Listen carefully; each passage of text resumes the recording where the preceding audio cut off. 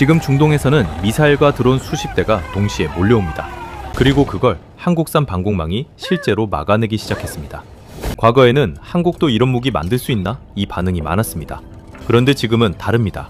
중동 국가들이 한국 방공망 추가 도입을 검토합니다. 미국 패트리어트만 찾던 나라들이 이제는 천공2를 같이 봅니다. 그리고 더 놀라운 건 한국이 지금 미사일 하나 만드는 수준이 아니라는 점입니다. 위에서 막고 중간에서 막고 아래에서 또 막는 다층 방공망 전체를 만들고 있습니다. 심지어 개발진에서는 사드에 문제 생겨도 우리 걸로 막아야 한다, 이 이야기까지 나옵니다. 이건 단순 국산화가 아닙니다. 한국이 이제 무기를 사는 나라에서 전장을 설계하는 나라로 올라가기 시작했다는 뜻입니다. 그리고 지금부터가 진짜 시작일 수도 있습니다. 먼저 가장 중요한 건 전쟁 방식 자체가 바뀌었다는 점입니다. 과거 전쟁은 탱크 숫자, 전투기 숫자, 병력 숫자, 이게 중요했습니다. 지금은 다릅니다. 미사일 한 발이 전쟁 흐름을 바꿉니다. 드론 한 대가 수조원 시설을 공격합니다. 특히 최근 전쟁들은 방공망이 얼마나 중요한지를 계속 보여주고 있습니다. 우크라이나 전쟁도 그렇고 중동도 그렇습니다. 결국 살아남는 쪽은 막아내는 나라입니다. 문제는 이게 굉장히 어려운 영역이라는 점입니다. 왜냐하면 공격 방식이 너무 빨라졌기 때문입니다. 탄도미사일은 엄청난 속도로 떨어집니다. 드론은 너무 싸고 너무 많이 날아옵니다. 순항미사일은 낮게 숨어서 날아옵니다. 극초음속 무기는 기동까지 합니다. 막는 입장에서는 악몽에 가깝습니다. 그리고 여기서 세계가 부딪힌 문제가 하나 있습니다. 방어 비용입니다. 드론 한 대는 상대적으로 싸게 만듭니다. 그런데 요격 미사일은 비쌉니다. 수천만 원짜리 드론을 막기 위해 수십억 원 미사일을 쏘는 상황도 나옵니다. 이 구조가 반복되면 방공망이 먼저 지쳐버립니다. 그래서 지금 세계는 어떻게 싸게 많이 막을 수 있느냐, 이 고민을 하기 시작했습니다. 그리고 한국도 굉장히 빠르게 이 흐름에 들어왔습니다. 가장 먼저 주목받는 게 천공2입니다. 천공2는 중거리 방공 시스템입니다. 적 항공기와 탄도미사일을 동시에 요격합니다. 한국형 패트리어트라고 불리기도 합니다. 하지만 중요한 건 단순 복제 수준이 아니라는 점입니다.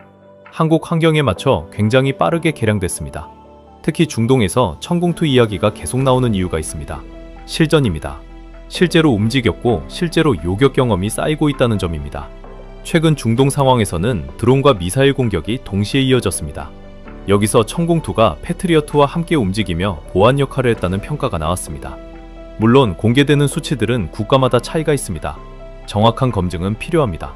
하지만 중요한 건 따로 있습니다. 중동 국가들이 추가 도입, 이 이야기를 하고 있다는 점입니다. 이건 생각보다 굉장히 중요합니다. 왜냐하면 중동은 실전 중심 시장이기 때문입니다. 광고보다 중요한 건 진짜 막히느냐, 이겁니다. 그리고 여기서 한국 방산 특유의 장점이 나옵니다. 빠릅니다. 패트리어트는 성능이 좋습니다. 하지만 비쌉니다. 납기도 오래 걸립니다. 지금 세계적으로 수요가 폭발하면서 대기 기간까지 길어졌습니다. 반면 한국은 생산 속도가 빠릅니다. 가격 경쟁력도 있습니다.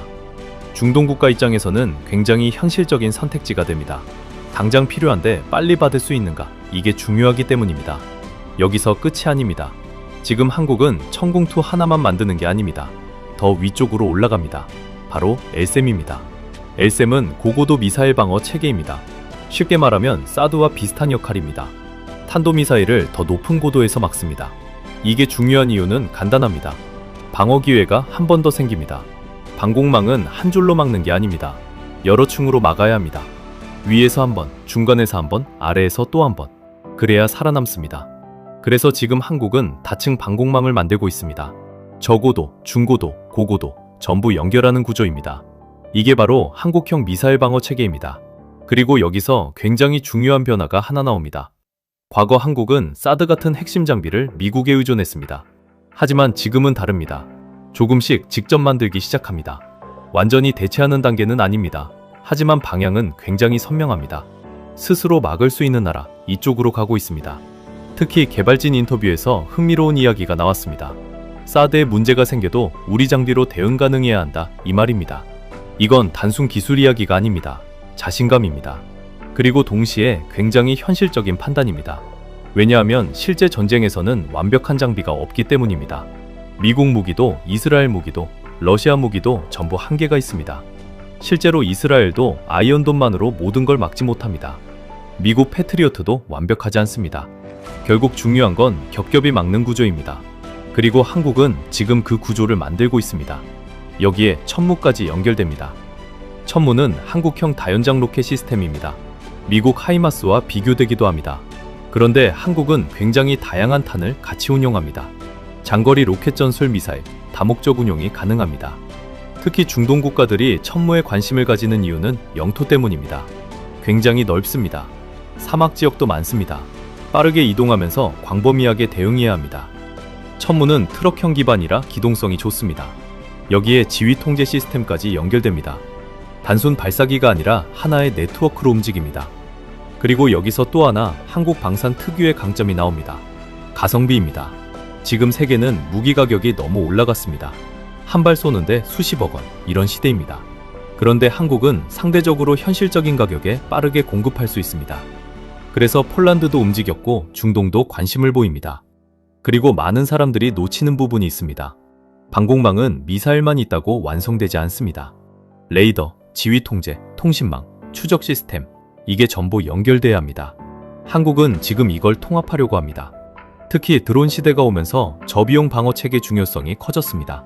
그래서 레이저 무기 이야기도 나옵니다. 대표적인 게 청광입니다. 레이저는 장점이 있습니다. 발사 비용이 굉장히 낮습니다.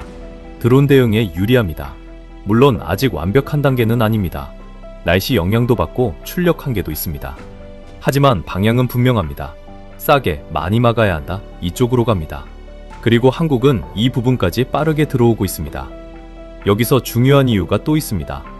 한국 방사는 실전 경험이 쌓이고 있습니다. K9 자주포, 연평도 포격전에서 움직였습니다. FA-50은 필리핀 실전에서 좋은 평가를 받았습니다. 천궁2도 실전 운용 경험이 축적되고 있습니다.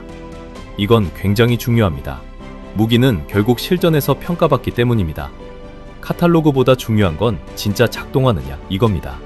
그리고 지금 한국 방사는 그 단계로 들어가고 있습니다. 물론 아직 한계도 있습니다. 미국처럼 압도적인 규모는 아닙니다. 이스라엘처럼 실전 데이터가 엄청난 것도 아닙니다. 러시아처럼 대규모 미사일 전력을 가진 것도 아닙니다. 하지만 한국은 굉장히 빠르게 올라옵니다. 그리고 중요한 건 속도입니다. 개발 속도, 생산 속도, 납기 속도, 이 세 가지가 같이 움직입니다. 지금 세계는 전쟁 장기화 시대입니다. 이때 중요한 건 누가 계속 공급할 수 있느냐입니다. 그리고 여기서 한국의 강점이 커집니다. 조선 반도체, 자동차, 정밀 제조, 이 산업 기반이 방산까지 연결됩니다. 쉽게 말하면 한국은 무기를 빠르게 만드는 나라가 되고 있습니다. 이건 생각보다 강한 힘입니다. 그리고 지금 중동은 엄청난 방공 수요 시대에 들어갔습니다. 다음 영상에서 더 깊이 다뤄보겠습니다. 도움이 되셨다면 구독과 좋아요 부탁드립니다.